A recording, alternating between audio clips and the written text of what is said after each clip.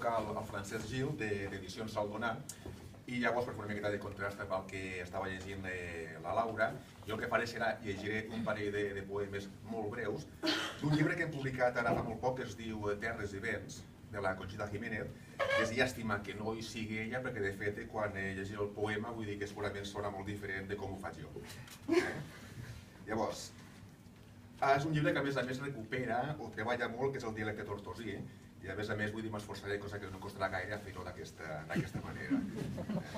Començo, Vens de la terra i et busca la pell perquè tu, humida, del seu mal l'alleuges.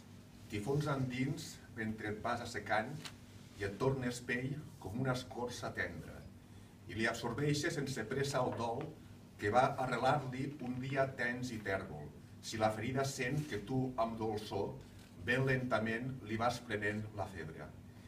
Vols modelar-te a un rostre, no oblidar l'escalfor que en cada gest abranda i ofegar el brot que en excés escampat un vel tan fosc com una nit trencada.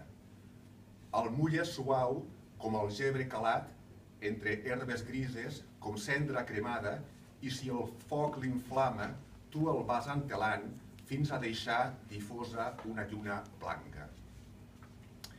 El segon, el sol baixa i esquerda la terra que s'alça com una amant oberta amb aroma de pluja i creix encesa i sent pujar entre les franges un foc que amira amb llum els horts revellits. Els solcs s'omplen de nit, recullen la lluna i deixen que discorri entre braços de sèquies i es buida la dolçor del delit d'una nafra banyada del perfum d'un estany reverdit. I el fons humit desitja ser una carena com un tronc que somia les branques de l'alba i tot transpira un gust com d'herba mullada en desvetllar-se al trànsit d'un altre matí. Doncs això.